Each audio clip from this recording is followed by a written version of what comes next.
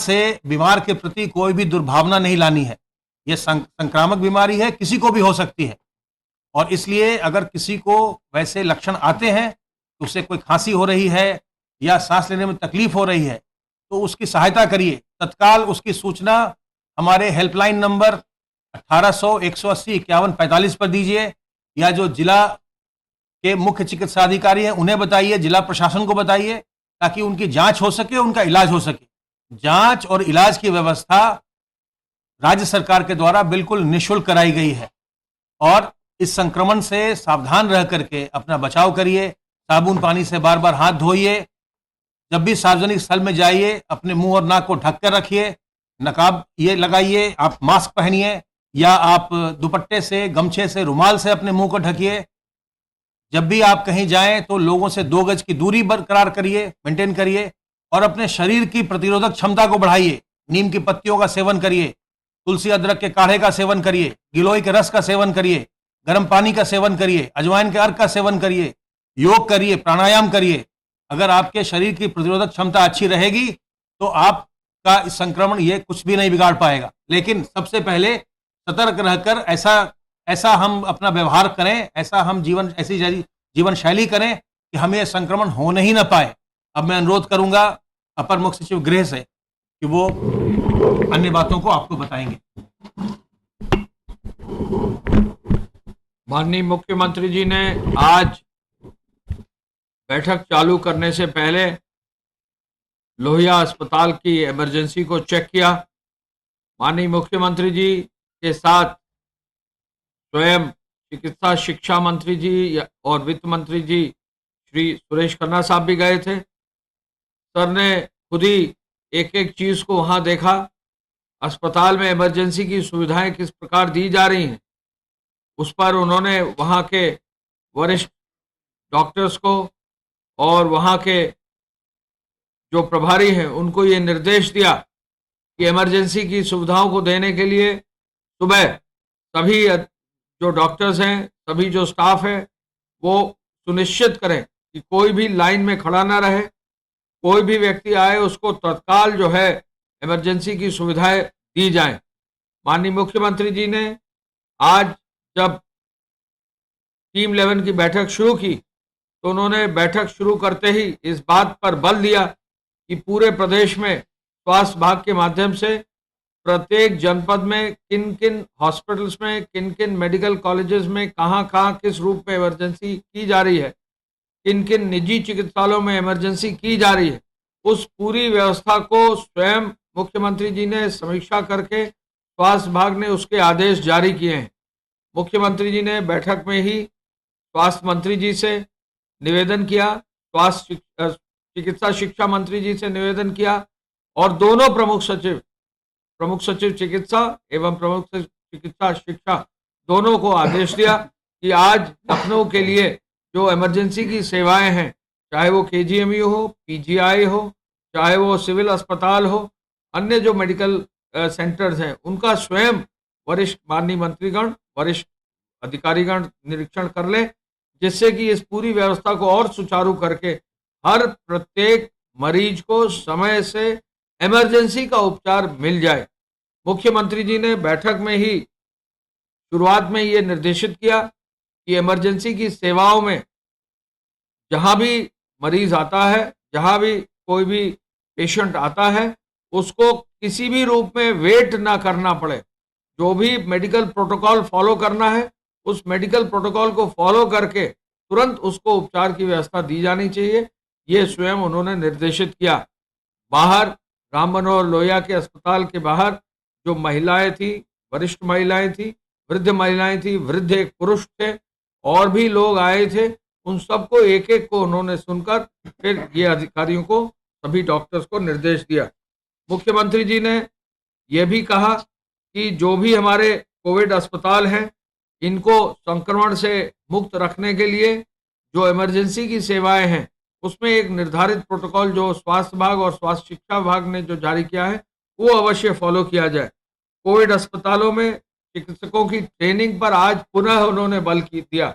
आज स्वयं भी प्रमुख सचिव चिकित्सा ने एक नया ट्रेनिंग का कोर्स जो है चालू रखा है। चिकित्सा स्वास्थ्य विभाग के प्रमुख सचिव ने भी अपने ट्रेनिंग का कोर्स जारी रखा है और ये जो ट्रेनिंग हेल्थ डिपार्टमेंट के और पूरे हॉस्पिटल्स के लोगों को दी जानी है, चाहे वो डॉक्टर्स हो, चाहे पैरामेडिक्स हो, चाहे अन्य स्टाफ हो, इस पर निरंतर बल देने पर जो है निर्देशित किया।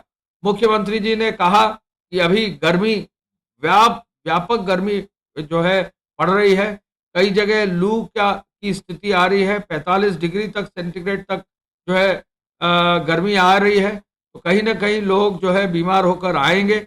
आगे आने वाले समय में बरसात का मौसम भी आएगा। गर्मी और बरसात के मौसम में अक्सर देखा जाता है कि कुछ बीमारियां बढ़ती हैं। ऐसे में इस पर विशेष नज़र और इस पर जो है इमरजेंसी की सेवाओं को और मजबूत करने के लिए उन्होंने निर्देशित किया। उन्होंने ये भी कहा कि लॉकडाउन को सफल करने के लिए चीफ सेक्रेटरी साहब और डीजीपी साहब सभी वरिष्ठ पुलिस अधिकारी और वरिष्ठ प्रशासनिक अधिकारियों से एक एक अधिकारी से उनको जो है बात करके उनको निर्देश दें कि जो लॉकडाउन अब 4 में कार्रवाई चल रही है, दुकानें खुल रही हैं, व्हीकल्स का मूवमेंट हो रहा है और भी अन्य जो एक्टिविटीज हुई हैं उसमें सोशल डिस्टेंसिंग का पालन जरूर हो। अभी एयरक्राफ्ट भी शुरू हो गए हैं, बहुत सारे जहाज जो है लखनऊ भी आ रहे हैं, बहुत सारे जहाज दिल्ली आ रहे हैं और वहां से भी बहुत सारे यात्री नोएडा और गाजियाबाद एनसीआर क्षेत्र में भी आ रहे हैं। इस पर भी विशेष रूप से नजर रख के ये देखते हुए कि सोशल डिस्टेंसिंग का पालन हो, ये निर्देश उन्होंने दिए। श्रमिकों की, कामगारों की स्क्रीनिंग के लिए क्वारंटाइन सेंटर्स पे सुरक्षा व्यवस्था और मजबूत करने का भी आज उन्होंने निर्देशित किया। डीजीपी साहब को ये कहा है कि हर क्वारंटाइन सेंटर में सुरक्षा व्यवस्था ऐसी रहनी चाहिए कि किसी भी क्वारंटाइन सेंटर में कोई भी किसी तरह की कठिनाई ना आए। मुख्यमंत्री जी ने खाद्यान्न किट को बांटने के लिए विशेष रूप से पुनः बल दिया है। भरण पोषण भत्ता 1,000 रुपये देने पर बल दिया है और आज स्किल मैपिंग पर विशेष उन्होंने आज डिस्कशन किया है और कोशिश ये की जा रही है कि हमारे प्रदेश में जो विभिन्न स्किल्स के जो श्रमिक आए हैं, कामगार आए हैं, पेंटर है, कारपेंटर है, इलेक्ट्रिशियन है, वेल्डर्स हैं, अन्य जो है कार्य में जो माहिर लोग हैं, उनको मशीन टूल्स को काम करने वाले लोग आए हैं, डेटा एंट्री ऑपरेटर्स आए हैं, ऐसे लोगों को इंडस्ट्री से मिलाया जाए और बहुत जल्दी ही उन्होंने निर्देशित किया है एमएसएमई डिपार्टमेंट को कि वो औद्योगिक संगठनों से संपर्क करके जल्दी से जल्दी आए हुए श्रमिकों को औद्योगिक इकाइयों से जोड़ते हुए उनके रोजगार को और मजबूत करने के लिए, रोजगार की संभावनाओं को बढ़ाने के लिए कार्यक्रम आयोजित करें। मुख्यमंत्री जी ने यह भी कहा है कि जो फीडबैक मैकेनिज्म मुख्यमंत्री हेल्पलाइन का है, इसको और मजबूत करके एक एक श्रमिक को फोन करके उनसे पूछा जाए कि वो किस क्षेत्र में पारंगत है, किस क्षेत्र में उनकी हुनर है, किस क्षेत्र में वो अपना काम करना चाहते हैं, जिससे उसके अनुरूप जो पूरा माइग्रेशन कमीशन के माध्यम से जो एक पूरा प्लान बन रहा है, सेल्फ हेल्प जो पूरा प्लान बनकर जो रोजगार प्रोवाइड फॉर करने का जो कार्य बन रहा है, उसको जो है आगे ले जाया जा सके, स्किलिंग के पूरे एफर्ट को आगे ले जाया जा सके। 1 जून से पुनः 4th राउंड जो है खाद्यान्न की व्यवस्था की जा रही है, इस पर भी विशेष बल मुख्यमंत्री जी ने दिया है। हमारे प्रदेश में पोर्टेबिलिटी, खाद्यान्न की पोर्टेबिलिटी को भी और मजबूत किया जा रहा है। बाहर से कोई व्यक्ति अगर आता है, कामगार या मजदूर, और उसका अगर राशन कार्ड किसी अन्य प्रदेश का है और उस प्रदेश का हमारे साथ साझा अगर है, तो उसके अपने राशन कार्ड पर भी राशन उत्तर प्रदेश में मिल सकता है। इस व्यवस्था को भी और मजबूती से आगे बढ़ाया जा रहा है। माननीय मुख्यमंत्री जी ने यह भी कहा है कि यदि किसी का राशन कार्ड नहीं है, तुरंत बनवाया जाए और अब तक जो है कई लाख राशन कार्ड जो है बनाए गए हैं। एपीसी साहब उसको स्वयं दिखवा रहे हैं। 1 lakh bed L1, L2, L3 Covid bed के लिए उन्होंने ये भी निर्देश दिया है कि कोशिश की जाए कि जो नए अस्पताल अब बनाए जा रहे हैं उनमें कम से कम 100 बेड हो। छोटे अस्पतालों में उसकी व्यवस्था बनाने में कठिनाई होती है, तो मिनिमम 100 बेड्स का अस्पताल हो, ये भी निर्देश उन्होंने दिया है। उन्होंने आज ये भी निर्देश दिया है कि पुलिस, फायर सर्विस, जीआरपी, इन सबको भी जो है किसी न किसी रूप में संक्रमण से बचाया जाए। जीआरपी का कुछ अभी 1 या 2 या 3 सिपाहियों की जो है बात आई है लखनऊ में, तो ऐसे सिपाहियों का तुरंत ट्रीटमेंट करने का उन्होंने निर्देश दिया है। उनकी जो व्यक्तिगत सुरक्षा है, जो उनको संक्रमण से बचने के लिए इक्विपमेंट देने हैं, उसका भी जो है और मजबूती से देने का निर्देश दिया है। और ये कोशिश करने का निर्देश दिया है कि जो भी जीआरपी और अन्य क्षेत्रों में सिपाही लगाए गए हैं रोटेशन में लगाए जाएं, जिससे कि इन्फेक्शन का जो है संभावना न रहे। मेडिकल इन्फेक्शन को बचने के लिए निर्देश उन्होंने पुनः आज दिए हैं और गेहूं खरीद के लिए भी मूल्य समर्थन में मजबूती से कार्य करने का भी उन्होंने निर्देश आज दिया है।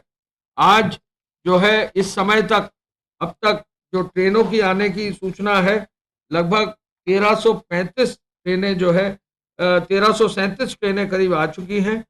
1337 ट्रेनों के साथ साथ आज करीब 30-35 ट्रेनें आज दिन में आ गई हैं और लगभग 104 ट्रेनें और आएंगी और साथ साथ अब तक हम लोग 1511 ट्रेनों के लिए व्यवस्था कर चुके हैं, जिसमें से 1337 आ चुकी है।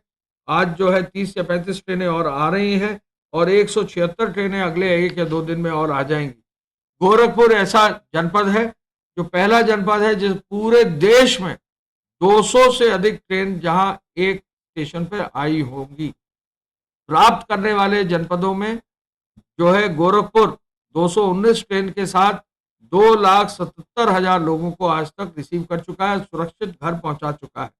ऐसे में गोरखपुर के साथ साथ लखनऊ में आज तक 89 ट्रेन आ चुकी हैं और जौनपुर जैसे जनपद में भी जो है 99 ट्रेन आ चुकी हैं।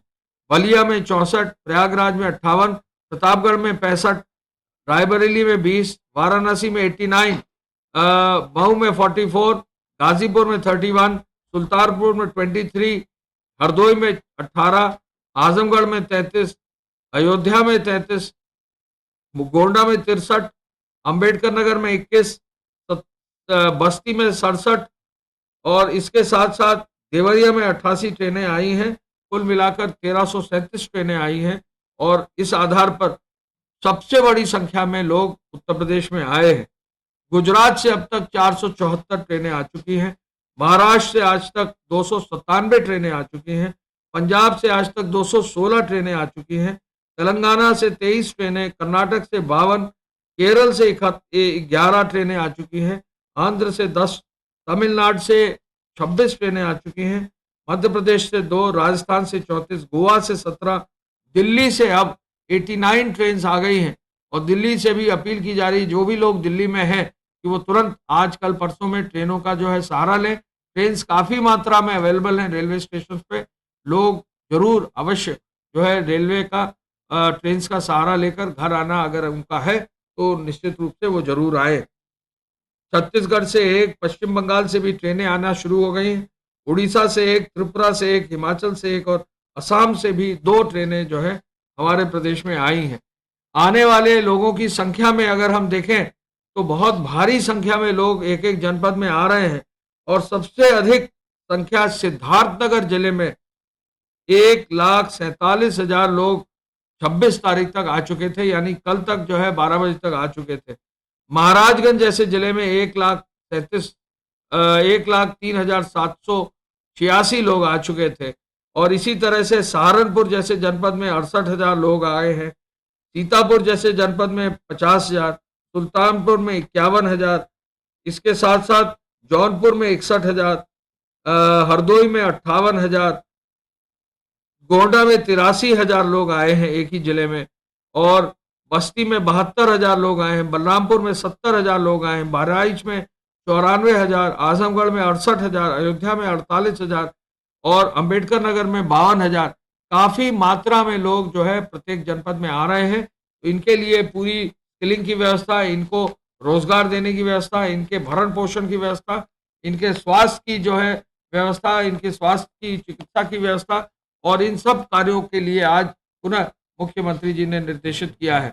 लॉकडाउन में अब तक धारा 188 के अंतर्गत 58,000 FIR दर्ज कर दी गई हैं, जिसमें 1,62,000 लोग नामजद हुए हैं। अब तक 22 करोड़ 10 लाख रुपया वसूल हो गया है और 46,593 गाड़ियों को सीज कर दिया गया है। हम ये भी आपको बताना चाहेंगे कि आगे आने वाले समय में मास्क पहनने पर भी कार्रवाई सख्ती से की जा रही है और अब तक शायद 13,000 से अधिक जो है मामलों में चालान करके जहां भी लोग मास्क नहीं पहने उसको पहनने का निर्देश दिया है।